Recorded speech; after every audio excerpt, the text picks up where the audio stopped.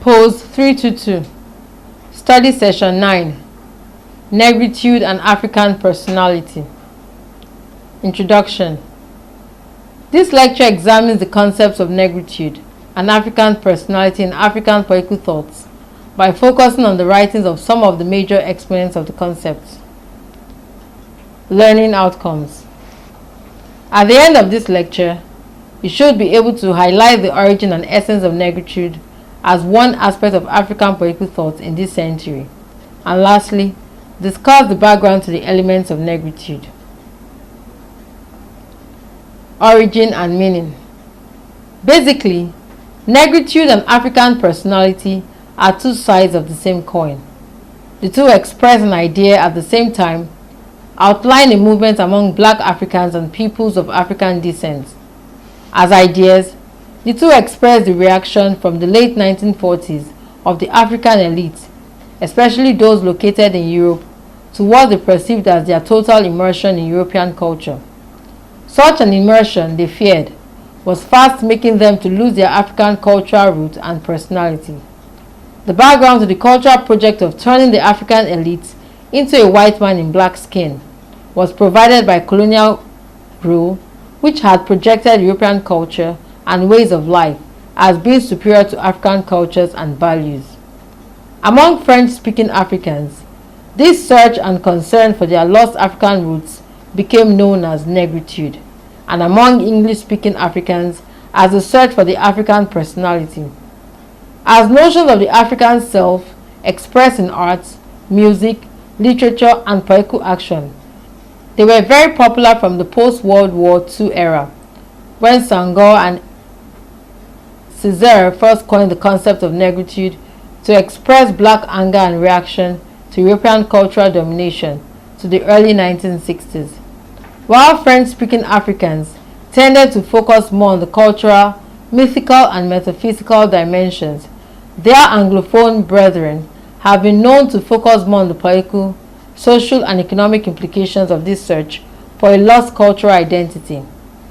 The uniting element, however, is that negritude and notions of the African personality have been used as weapons of protest and instruments of counter-acculturation by people of black descent exposed to European cultural imperialism.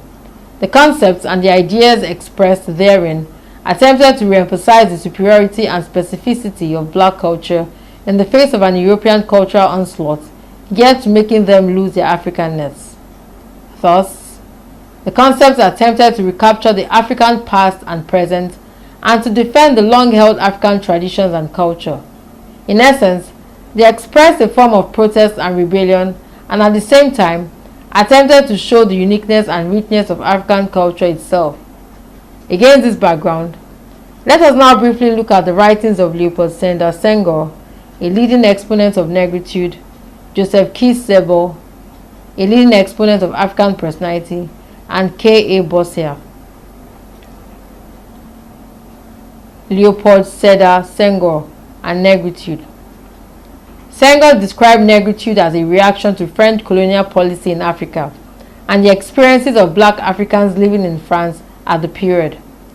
According to him, the French forced us to seek the essence of negritude when they enforced their policy of assimilation and thus deepened our despair. Earlier on, we had become aware within ourselves that assimilation was a failure. We could assimilate mathematics or the French language, but we could never strip off our black skins nor root out our black souls. Thus, negritude emerged as a reaction to French colonial and cultural policies.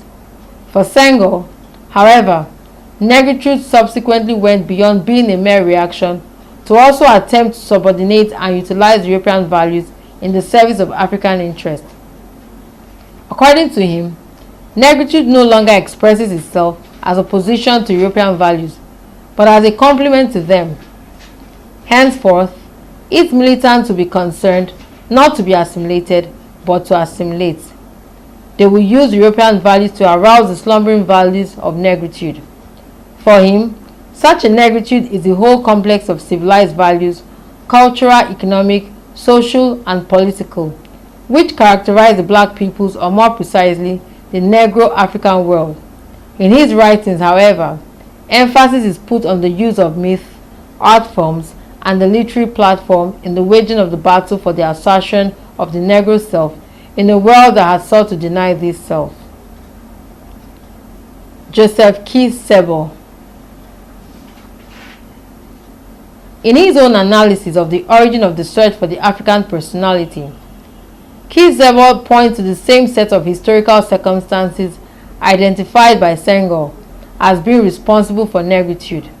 According to him, hitherto, the African elite has been culturally closely dependent on the colonizers. This turned many Africans into complex beings without cultural roots, dedicated to complacent tasks of clumsy imitations. This, according to Key-Sebo, was the background to the beginning of the search for the African personality. Unlike Senghor, however, he believed that such a search must not be limited principally to the arts or literature, but must also involve the struggle at the political, technical, economic, and intellectual planes. K. A. Bossia. In a comparative analysis of negritude and the concept of African personality, Bossia notes that the two are a reaction to the colonial enterprise. On African personality, for instance, he knows that the concept is an expression of political aspiration and nationalism. In his words, in a negative sense, it is a reaction to colonialism. It is a protest against European domination and the biological theories that have been used in efforts to justify European imperialism.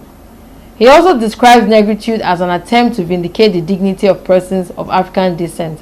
According to him, the concept of negritude represents a philosophical approach, although it too is a revolt against imperialism.